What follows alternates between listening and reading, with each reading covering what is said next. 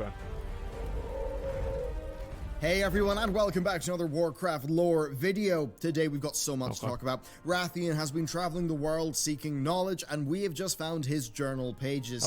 They contain so much knowledge with deep implications for the lore that could foreshadow future plot lines in the game. Final boss confirmed. It might even shine both Mechagon and Medivh in a new light. What But that's the not fuck? all that you can shine in a new light. You see, our man Wrathion, he is a black dragon, and you can learn about the origins of his kin through Dawn of the Aspects for free on today's sponsor, Audible. You know Audible, they've got audiobooks nailed. They give you one per month, it's yours to keep forever, and you can get your first audiobook free with my link. Blizzard have updated much of their audiobook library, and Dawn of the Aspects is I would do really that if I could choice. read. You will hear the Titan Unfortunately, Keepers, nobody you'll in this see chat what can happened read, to so we Tyr's don't hand. use And this. most important, you'll see the origins of Alexstrasza, Nobody can read Dumu, Ysera, Malagos, and Neltharion, with the latter of whom even having a few spooky hints. Life's busy, we don't all have time to sit down with a book and read, and what better way to pass your commute or your walks than a 14 hours of top-notch Warcraft lore content. So hit up my link below for a free 30-day trial of Audible that comes with one book for free for life, even if you cancel, but there's loads more Warcraft content out there to get. So thank you very much to them for sponsoring this video, and let's get into the lore. So we are called to the Chamber of the Heart after it's revealed that Ebonhorn is... Bro, I've got to get sponsors, man. Like, I mean, the thing is, I see, like, everybody else has, like, these sponsors, these, like, fucking boxes on their screen, and, like, meanwhile, like, I don't have any of that shit. I'm not getting any sponsors, and I need to ask Wendy's. Well, the thing, yeah, NordVPN, there's one right there. Rogaine, I'm not going to get a sponsor from Rogaine, because why the fuck, think about this, right? It's like having Slim Fast, you know, the weight loss thing. Are they going to sponsor someone who's 600 pounds? Fuck no, because you're going to see that guy, and you're going to be like, you know what? It doesn't work. Because you look at it, like, I can't be sponsored by Rogaine if I'm losing my fucking hair. It doesn't make any sense. So yeah, no, they can't sponsor me. Like, maybe if I use Rogaine and it works, maybe they'd sponsor me, but I don't want to. I feel, doesn't Rogaine lead to, like, erectile dysfunction or something like that? I've never had that be an issue, and so I'm very, I don't know, just the whole thing just kind of, yeah, yes, I don't know, man. I would rather not have my hair and have a hard dick. That's just the truth. Like, that is the choice that I have chosen, okay? Like, I cannot have my hair, it doesn't matter. But, I mean, no, I'll tell you guys, like, because, like, both of them are confidence things. Because, like, well, you're like, being able to have your hair, but, like, if you know you've got just, like, this floppy fucking fish in your pants, you know, and it's just not that great, you're gonna go into everything with a diminished sense of self-esteem. And I'm not gonna deal with that, man. I'm just fucking not. Let's get back to the video. Struggling with Old God Whispers. Kalecgos sends us off in search of Wrathion because he suspects that Wrathion might have more information. Of course, Ebonhorn is one of Wrathion's few fellow black dragons, and it's also known that Wrathion has been out searching the world for knowledge. Perhaps Kalecgos even knows more than we do. Anyway, we set off to Pandaria, and we head to the Tavern of the Mists. After defeating two peeking ZOTH eyes, we get some more information from Wrathion's guards, left and right, and they let us read a part of his journal, and then they point us to Blackwing Descent, the next place for us to go. And with the spooky eyes watching, it's pretty clear to everyone involved that ZOTH is also hot on Wrathion's trail. So let's examine this first journal page that we are given. It is page 7, Chandrilar. Now, Wrathion I fucking hated that rep, man. Of all the reps, I hated Chandrilar. It was the worst. 5 years ago. The Chandrilar are a sect of Highborn who resided in Elder Thalas, a night elf city that is now known as Dire Maul. Way back in the day, they were working on secret projects for Ashara. They were really, really loyal, sort of top-end Highborn. I never got exalted with these guys. After successfully shielding their city from the Sundering, they found that, well, the Well of Eternity was gone, and that led to a plan where they imprisoned a demon to use as a source of power. Now, this continued for years, through which they were just isolated from the rest of society, tending to their massive archive of knowledge. Things got worse, though, when the net energy gains from their demon plan began to decrease, so with less energy to go around, their king murdered many of his own people, with him and the remaining Chandrilar retreating to a smaller part of the city. That's the way it goes. The rest of the city being inhabited by other groups as we see in the Dire Maul dungeon. Now, they maintained a library that contains vast knowledge, likely owing to the secret work they did for Ashara. What if, what if, I just thought about this, bro. Like, what if in the next expansion, Dire Maul was the mega dungeon? That'd be fucking cool. Like a new Dire Maul, like mega dungeon. The thing is, Dire Mauled. Okay. So listen, it would be amazing. I would love it. I worry that it wouldn't be expansive enough. Because what I don't like about dungeons nowadays is that they're all designed to be run in Mythic Plus. And because they're all designed to be run in Mythic Plus, you don't have like longer, more extravagant dungeons. You have things that are very much designed with a streamlined perspective. And unfortunately, this happened even in fucking like BC. Like, even in BC, there were very few dungeons that had anything more than just, like, a streamlined boss-to-boss perspective. I'd like to see dungeons go back to what we had, like, in Vanilla WoW with, like, Maradon and BRD and stuff like that. It was much more exciting for me personally. They were mostly killed in vanilla, but some did re-enter Night Elf society in Cataclysm, leading to the Night Elves actually becoming mages. Now, Wrathion speaks about how he went there to search their archives, and how he found vague references to the old gods, mostly just being archaeological footnotes. Wrathion notes that the Chandrilar could not fully unravel the intricacies of the Black Empire's dark magic, but he found that some of them actually dabbled in the void, and this is a major lore reveal. And basically for Wrathion, the lessons that they learned give him hope that the void can be harnessed against ZOTH.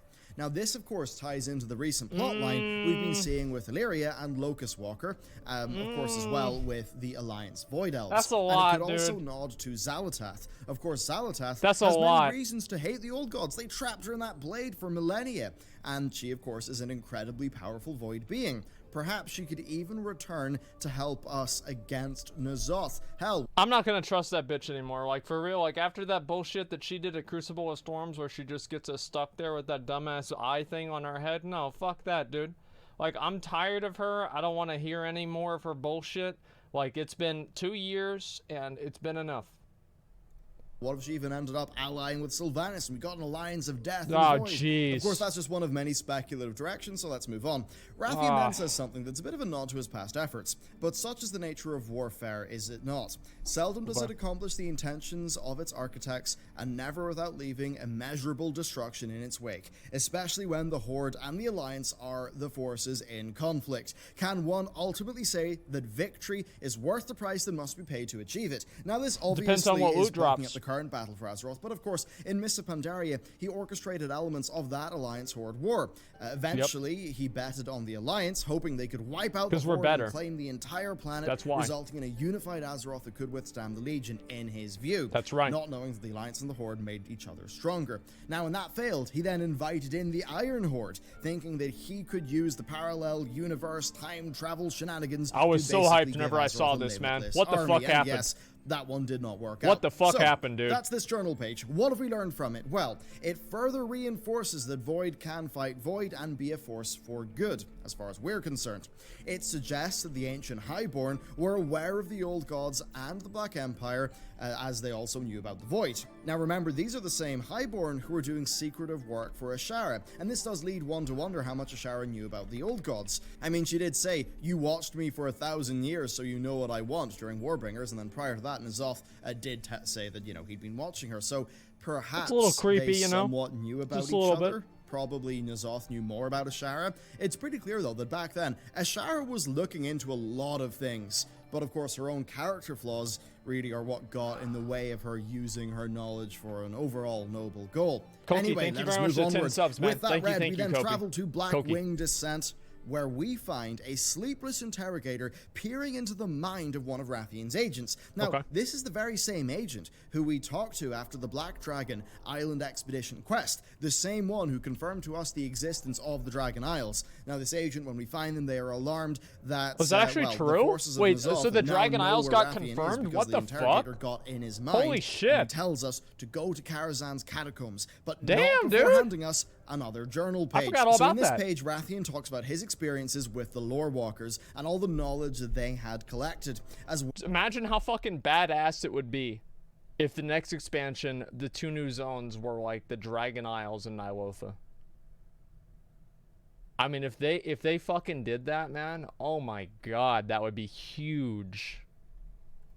Well as hopefully with that's the going to Shadowpan, happen. who he found to be quite unlike the Lore Walkers, not really being interested in matters that are external to Pandaria. He notes that the Shadowpan scholars are experts in combating the dark powers of the Shah without succumbing to their influence. Of course, the Shah originate from an old god, so Wrathion deduces that their seemingly stoic ways are pretty key to resisting the old god's whispers. Noting that the Shadowpan are the continent's sole defense, and that they are sort of disconnected from society in that manner, he says that he feels kinship, something that's referencing really how he views himself as a black dragon, as basically being the person who's got to save the planet, but in a way that will isolate him from other people. So yeah, he's got a savior complex, and he's got daddy issues. That's Wrathion. He talks about how the Shadowpan train to seal away their emotions, and how it's no easy task to stand alone in the darkness of they're Jedis, basically. Very fantasy writing there. Now, what do we learn from this? Well, the old god whispers, they play in one's emotions and their attachments. The Shadowpan being more rooted in, I guess, Eastern philosophy regarding things like the unburdening of one's attachments. Well, I think that all makes a lot of sense when you think about how it would resist the influence of an old god. You know, the lack of attachments and the ability to be free from one's own thoughts. That is what would result in being immune, or at least strong to, the old god whispers, because they tend to rely on negative what-ifs to really get into strong mind and a long dick. Really, a lot of this does seem to be written as a bit of a foil to Western stereotypes, which very much is something we saw throughout Mists of Pandaria. Anyhow, let us move onwards. So after refreshing on our Pandaria lore, we then head to the Karazhan Catacomb entrance, and there we find 2... I like how he put in that fucking lightning strike, just, you know, for a little bit of background noise to create the ambience of the video, right? You're going into the Karazhan crypts, fucking lightning's coming down, you come up against the door. I like that. This is special. Dead ZOTH agents and 1 dead Wrathion agent. We find another journal page, this time talking about the Titans. Wrathion talks about his interest in Titan technology and knowledge. This is something that he's always been interested in, but there is a strange angle to it. Of course, in Mists of Pandaria, after eating the heart of Leishen, the spirit of Aman'Thul entered him, and he said this: "We have fallen, we must rebuild the final Titan, do not forget." That is something that, of course, foreshadowed the reveal of Azeroth being a Titan World Soul. Now, right after that, Wrathion said that he felt massive knowledge, but that it pretty much all left him once the little episode was over. Now, the problem here is that Aman'Thul's soul ended up in Antorus, so either Wrathion had an unexplained run-in with Iminar, the Soulbinder, or we have a plot hole on our hands. Anyhow, I wonder which one it is. In his journal about how he There's believes no way that would be a plot hole. That the Forge of Origination will be key to defeating the old gods, even though he's not exactly sure how. He says that he went to the Vault of Archivon but was repelled by the giants, and finally he muses on his... And this guy's supposed to help us kill fucking N'Zoth. He gets farmed by a level 80 raid boss. I mean, that's sad, dude. That's just sad. Young age, and he laments how the other dragons won't trust him, but he knows that his own dragonflight has had a troubled past, as he also has as well, given Mists of Pandaria. Yeah, everybody in the Black Dragonflight's an asshole, basically. But instead of Wrathion, like we find a Faceless, who of course we defeat, because it's World of Warcraft. We always win, and this leads to us getting the... That makes me mad, dude. Like, think about how easy that fight was. Like, this fight could be badass. Imagine if, like, you get to this point, and this is, like, a Mage Tower level encounter. And, like, maybe not Mage Tower, but it's pretty hard to do, and, like, you have to have good gear. And if you complete it, you get, like, the fucking page, and it gives you, like, I don't know, like, 20,000 AP or something like that. It would be amazing, dude. Like, all they have to do is make the content harder and give it better rewards, and people are going to enjoy it more. Like, it's really just that simple. Making everything easy so every single brain-dead moron that plays this game is able to complete the entire questline without even opening their eyes hasn't been doing the game any fucking favors.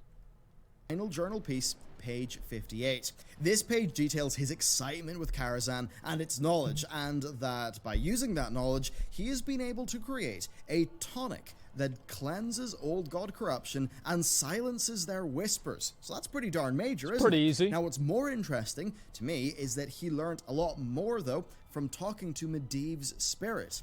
And they talked about Medivh's struggles under Sargeras, which led Wrathion to wonder what his, father, I guess, what Neltharion's experiences were like as he was succumbing to madness. Medivh spoke about how he returned to the mortal realm and guided civilizations toward defeating the Legion, speaking of how he forged a new legacy. And this is when Wrathion realizes that maybe this is what he wants. Maybe he wants to make amends for the mistakes of himself and his forebears, to have the Black Dragonflight actually fulfill their original mission, to defend Azeroth. Wrathion then writes directly to the player, yes, to you. He tells us that he left these pages with his agents so that we may have them. Okay. And he ends it this way: rest assured that when the time is right, you will have my aid in the fight against N'Zoth, in the true battle for Azeroth. Yep. That's fucking badass. The title of the expansion in the expansion. That's fucking badass. I love that, dude. Well, that was actually really, really good. And I hope that, like, Wrathion is actually an important part, but, I mean, after getting repelled by the Vault of Archivon, not good. Mother, who scans them before destroying not them. Good. And we are able to save Ebonhorn using Wrathion's tonic, leaving us with a lot to think about and a lot to speculate on. This is going to be exciting. The final boss of BFA. This suggests that N'Zoth could be the end boss, as Wrathion does say that N'Zoth is the true battle for Azeroth, and this is Battle for Azeroth. Him talking about the Alliance and the Horde warring is certainly interesting, especially when combined with what he learned from Medivh. Perhaps, when the time is right, Wrathion will return and advocate for the end of the faction war, sort of as Medivh did back in the day, leading into a N'Zoth-focused patch 8.3. This could happen, but it will massively depend on where the war campaign of 8.2.5 leads us. Now, while it may be Wrathion's plan, that does not mean that he will succeed in his plan, of course. But there's a lot more. We also learned that it's possible to create an old god corruption cleansing tonic. Now, we don't know how it works exactly, but Wrathion clearly does because he was able to make it. Perhaps by furthering his research into the mechanics by which this tonic works, we'll be able to find out a more fundamental way to combat the old gods. I hope they do this in like 2 expansions, because I feel like if they wrap the whole thing up in BFA, it's going to be rushed. It's kind of like how whenever we went to Argus, I wish Argus was like half of the expansion rather than like a third or like a fourth of the expansion. Because like if we had gone through and there was like more interaction with the Titans, I don't know, I would have appreciated that more. Like in my mind, Tomb of Sargeras did not really have to happen. Trial of Valor did not really have to happen. And now, obviously, in the lore it did, and same with Emerald Nightmare, in the lore it did. But I would have rather them focus on making the content around, like, that core story. And I would have liked if Argus was a bigger part of the story. I would have liked if they made Argus bigger in general. It was only 3 zones. Argus is supposed to be a whole planet. Like, why are we not getting, like, basically an expansion-sized, like, area? Like, why the fuck not? I don't know. I was kind of disappointed about that. Although until then, maybe Shadowpan, like Zen and Discipline, will be our best defense. But still, this could lead us places, specifically the Forge of Origination, which he does mention, and he believes is key to defeating the Old Gods. Now, the Forge was a key plot point in Cataclysm and Wrath of the Lich King. Originally, the lore was that if activated, it would re-originate the planet, and that would destroy all life and bring it back to its original state. Kind of reminds me of the Halo rings. Now, when Algalon was called down to Ulduar, he deemed Azeroth far too corrupted and attempted to activate the Forge of Origination, but in defeating Algalon, we were able to prove that we had a chance to actually save ourselves from the corruption, and we proved that his mathematics were flawed, his calculations were wrong, because he thought himself invincible to us. Now, the lore of the Forge of Origination was updated when Chronicle Volume 1 was released, aligning its role with the reveal that Azeroth was a Titan World Soul, and indeed just the entire concept of World Souls existing. So, the new lore is that the Forges of Origination and Wills were built after the fall of the Black Empire, with the Forge of Wills nurturing the World Soul's sentience and the Forge of Origination bolstering its form. Should Azeroth fall to corruption, though, the Forge will activate, destroying all life on the planet. So, Wrathion could try to, well, re-originate the planet using the Forge. That would be a level of extremism, though, that Wrathion seems to have left behind. I would maybe speculate that he might attempt to use it to undo the Curse of Flesh or something like that. Maybe that would mirror what King Mechagon wants to do with the Mech Originator. Alternatively, though... That's actually, like, probably one of the smartest things I've ever heard Bellior say. So what if they actually do that? And, like, Wrathion's solution is to activate the Forge and remove the Curse of Flesh, effectively killing everyone. Just to stop the old gods. That'd be actually like a really, really interesting... I don't know, would that be too much of a parallel to Sargeras, though? Because that's kind of like his same line of thinking as well. Yeah, literally... yeah, I don't know. It's basically like Sargeras, though. Sargeras thought of it first, exactly. Robot should live. Yeah, it'd be King Mechagon in the same way. Do that. So, yeah, they could do that. Wrathion actually succeeds in activating the Forge, killing every single player, and then WoW 2 happens. Boom. There it is. It'd be like the Big Bang. I think this is maybe what he'll try to do. I think Wrathion might try to use the Forge of Origination in conjunction with whatever drives this anti-Old God tonic. Indeed, if the entire purpose of the Forge is to protect the World Soul of Azeroth and to bolster its form, maybe he could use that in conjunction with that tonic. What if that's why we go to the Shadowlands? Because everybody dies. Corruption. Going deeper into this tonic is going to be very interesting indeed. You see, Wrathion found this in, like, Tomes of Knowledge in Karazhan. Well, in patch 7.1, Medivh tells Khadgar that he can't fight the Legion because he's got to go and do other things. Medivh then flies off to the Twisting Nether. Oh, yeah, now, he's got to be a bird. If he's not fighting the Legion, he's probably doing something Void-related. Now, after Legion, Khadgar then returns to Karazhan to confer with Medivh and also to search the Karazhan library for clues to defeating the Old Gods. So, what did we just find out? Well, we just found out that Wrathion also searched the Karazhan library, and he was able to figure out this anti-Old God tonic. So what if Wrathion and Khadgar came upon the same information, or just were looking for the same information? Indeed, we hear talk of Void fighting Void in these journals. So assuming Medivh is still on our side, maybe he went off after the Return to Karazhan patch to learn more about the Void and see how, you know, he could fight Void with Void. Maybe he's dealing with Xal'atath right now. We don't know. It really does seem like Medivh is more involved in events than we may currently think. But there you go. I'd like to see Medivh play a bigger role. I always thought Medivh was one of the coolest characters in the game, and I don't know why, I just always thought he was awesome. So if Medivh did play a bigger role, I would be very happy about that. I don't know, he just feels like he's like the traditional, like, wizard in the game. He's basically like, I don't know, like Merlin or Gandalf or something like that. And I don't know, I just think it's awesome. Yeah, I'd just love to see, I'd love to see Medivh play a bigger role. Because he's also like, he's like core WoW lore.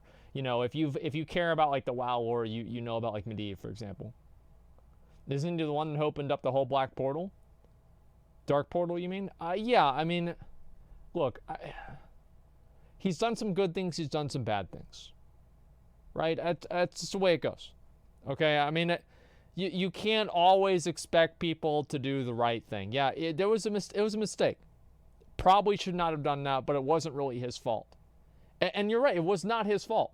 Because his mother, Egwene, fought off and banished the Avatar of Sargeras at the bottom of Tomb of Sargeras. And in doing so, the Avatar cursed Egwene to where her son, Medivh, was basically under Sargeras' control. And so it wasn't really Medivh doing it.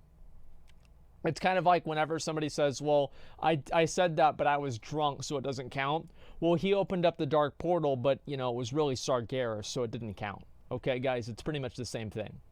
The plan to defeat the Old Gods is falling into place, but I think one thing is for certain. Given how early on we're hearing about this plan, I have to imagine it will not be smooth sailing. So there you go, no doubt we'll learn more about Wrathion in 8.3. After all, we've only seen a few pages of his journal. Do we know what Wrathion was doing in Draenor? Do we know if he was involved with Ebonhorn during Neltharion? Really, who cares about Draenor? We have no idea. Really, we'll find out in due course. Thank you very much for watching this video. Be sure to check out Audible if you're interested interested in picking up a free audiobook, the WoW ones are really great. There's a pretty big library there of the really good WoW books, and of course they really support our channel. They support things like the new hiring and the game development. I think we really do put that sponsorship stuff to good use over here, and just your support for that is